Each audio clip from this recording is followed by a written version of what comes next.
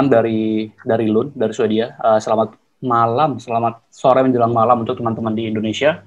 Jadi ini aku mau presentasi sedikit tentang Introduction Swedish Institute Scholarship for Global Professional, atau biasa disingkat SI atau SISGP, itu tergantung selera orang-orang biasanya.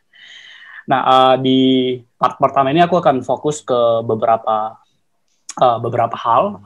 Yang pertama itu tentang SISGP-nya sendiri itu apa, terus persyaratan pendaftarannya gimana, dokumen yang dibutuhkan, dan terakhir nanti timeline. Nanti sesi saya ini akan diteruskan oleh Mbak Atika juga untuk hal lebih detail lagi. Nah, nanti di sesi terakhir setelah saya dan Mbak Atika menjelaskan tentang SI, baru kita nanti akan buka sesi tanya jawab. Oke, jadi sedikit penjelasan tentang SI sendiri. Jadi SI itu adalah sebuah beasiswa yang berasal dari pemerintah Swedia yang ditujukan kepada mahasiswa-mahasiswa dari 42 negara yang berasal dari 42 negara yang ingin melanjutkan studi S2 di Swedia tentunya. Jadi dari Kemenlu, jadi program ini didanai oleh Kemenlunya atau Ministry of Foreign Affairs, atau biasa juga disebut dengan Swedish Institute, berkolaborasi dengan Swedish Institute. Nah, Indonesia sendiri termasuk salah satu negara yang menjadi target beneficiary dari beasiswa ini. Untuk penerimaan sendiri itu ada sekitar 4-6% dari total aplikan. Jadi sekitar 4-6 orang dari 100 orang aplikan yang diterima setiap tahun. Dan berbeda dengan beasiswa, misalnya kalau kita bandingin LPDP, misalkan khusus untuk Indonesia aja ya. Kalau ini SID nggak cuma untuk Indonesia aja, tetapi untuk semua 42 negara. Pendaftarannya bisa dibuka pada tanggal 8 hingga 18 Februari, cuma durasi 10 hari biasanya. Untuk tahun ini dia akan dibuka tanggal 8 ini hingga tanggal 18, jadi teman-teman mungkin aku rasa udah mulai siap-siap juga untuk daftar.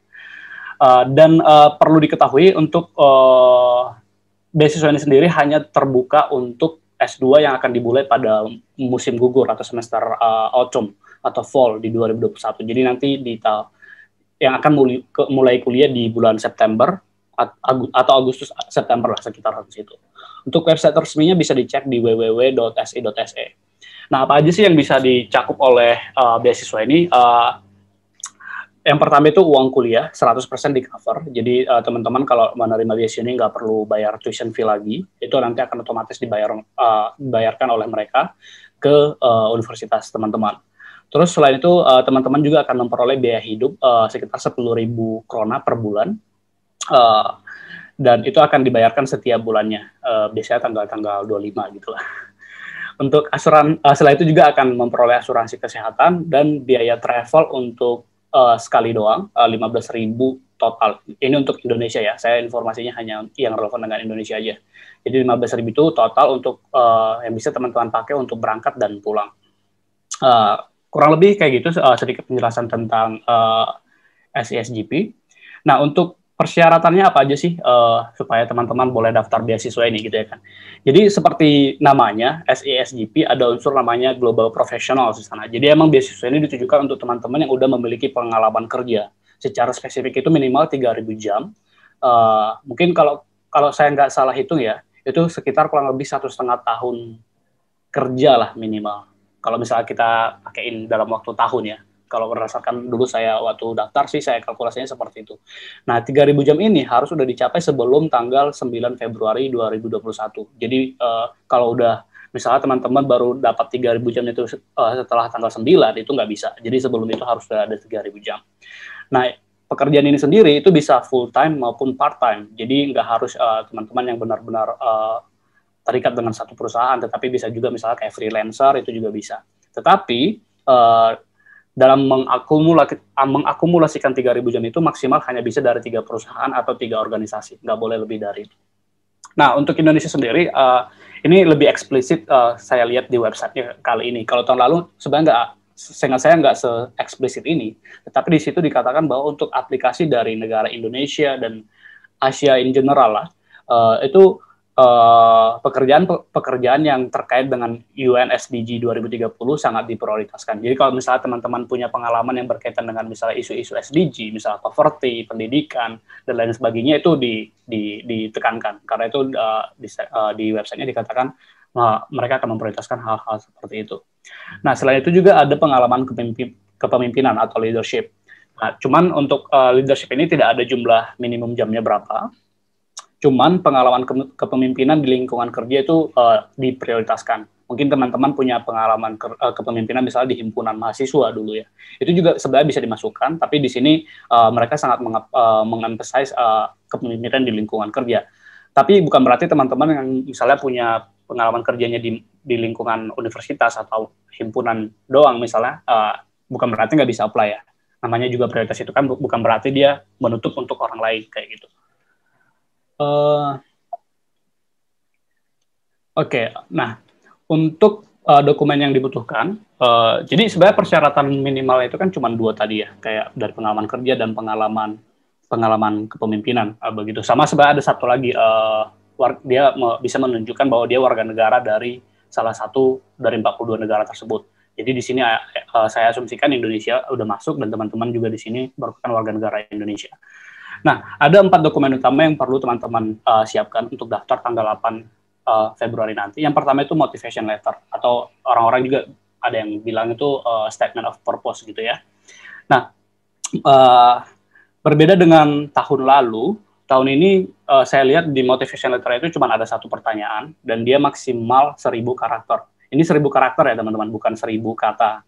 Jadi itu sebenarnya lebih sedikit daripada 1.000 kata. Jadi saya lupa berapa persisnya dalam kalau dikonversikan ke dalam bentuk kata. Cuman kalau tahun lalu itu kita ada 2 pertanyaan, satu 1.000 karakter, satu lagi 800 karakter. Jadi di total itu 1.800. Nah, kalau tahun ini dia cuma ada 1.000 karakter dan 1 pertanyaan. Saya sempat lihat di website itu, pertanyaannya itu describe how you can apply the knowledge and experience gained from your time in Sweden, in your organization or company, and or in your home country or region upon your return from Sweden. Jadi aku lihat di sini lebih emphasize gimana caranya teman-teman akan mengaplikasikan ilmu yang teman-teman dapatkan dari Swedia, baik dari pengalaman kuliah maupun pengalaman tinggal di sini, ketika teman-teman balik ke Indonesia nanti. Kayak gitu. Sebentar Mas Ulan, kira-kira saya punya waktu berapa menit lagi ya?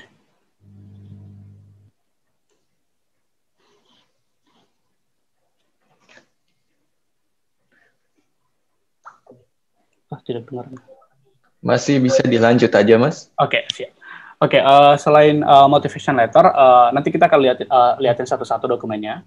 Yang kedua itu adalah CV form. Nah, CV form ini template-nya disediakan langsung oleh SI-nya. Jadi teman-teman tinggal ngisi aja di situ, nggak perlu datang dengan desainnya yang macam-macam. Tinggal ngisi aja. Cuman ada beberapa spesifik persyaratan yang teman-teman harus perhatikan. Yang pertama, tidak boleh lebih dari 3 halaman. Itu sangat jelas dinyatakan di websitenya.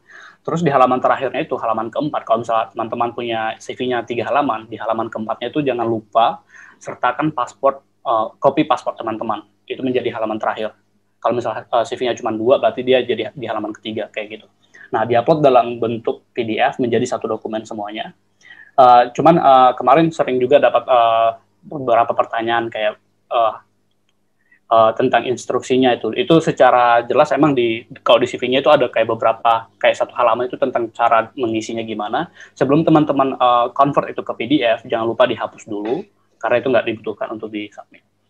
Nah, selain itu dokumen yang terakhir yang dibutuhkan adalah letter of reference atau surat rekomendasi lah. Dibutuhkan 2 buah LOR, 1 harus dari tempat kerja, ini wajib. Yang 1 ini, dan 1 lagi boleh dari akademik atau organisasi sosial yang teman-teman ikuti.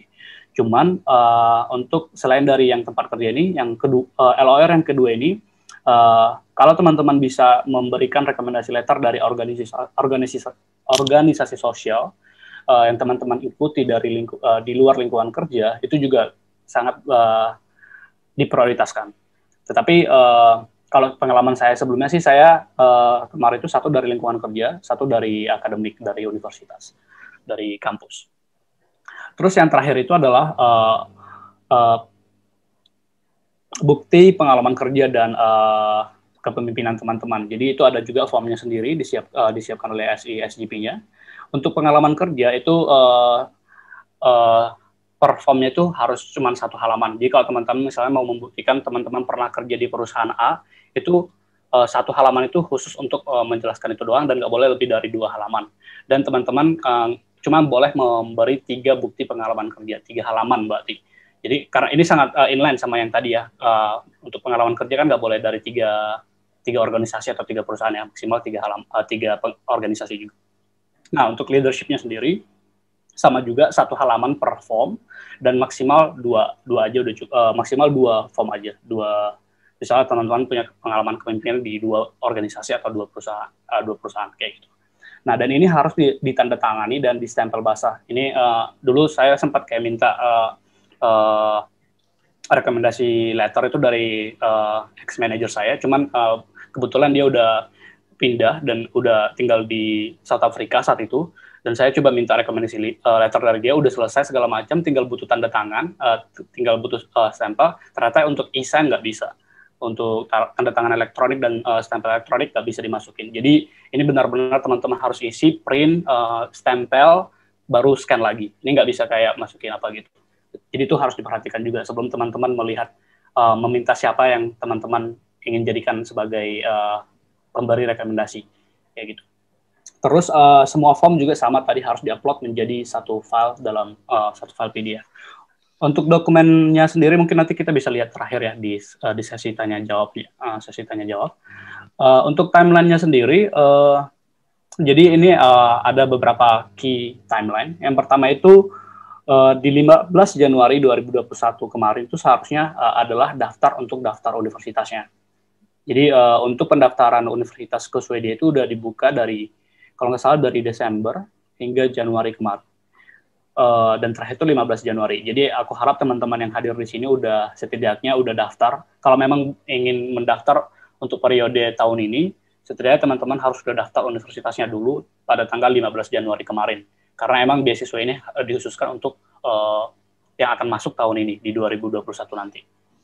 Nah, di tanggal 1 Februari ini adalah deadline untuk submit atau mengumpulkan dokumen dan biaya pendaftaran teman-teman ke universitas. Ini untuk biaya pendaftaran, ini biaya pendaftaran universitas ya teman-teman ya. Untuk SISGP nggak ada biaya pendaftaran, tapi teman-teman wajib untuk membayar biaya pendaftaran universitasnya.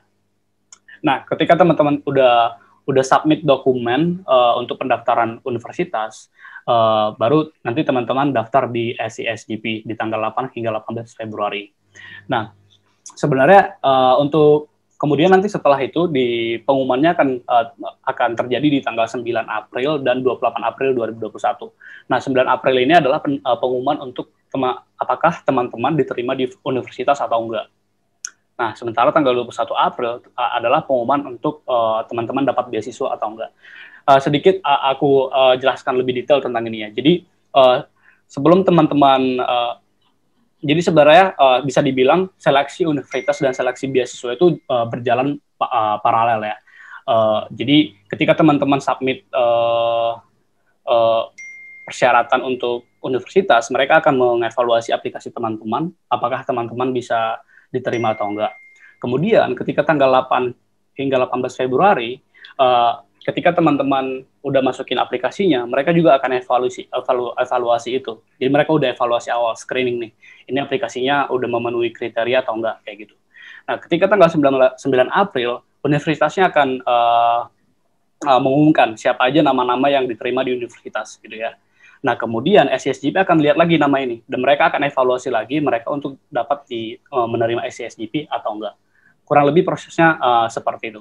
Dan kalau teman-teman lihat di sini, prosesnya itu emang kalau setidaknya berdasarkan pengalaman kami sebelumnya dan juga berdasarkan informasi yang saya peroleh dari website, itu informasinya emang proses seleksinya emang pure administratif ya. Jadi masukkan dokumen, persyaratan yang dibutuhkan, dan tidak ada wawancara atau bagaimana. Jadi emang dari aplikasi teman-teman itu nanti langsung diseleksi, terus nanti pengumuman 21 April. Kalau teman-teman diterima, teman-teman akan nanti akan di guide untuk gimana cara ngurus residence permit, di guide untuk mulai daftar housing dan lain sebagainya. Nanti dari SE-nya sendiri juga akan mengimbau teman-teman memberikan menyediakan waktu khusus untuk informasi masalah itu.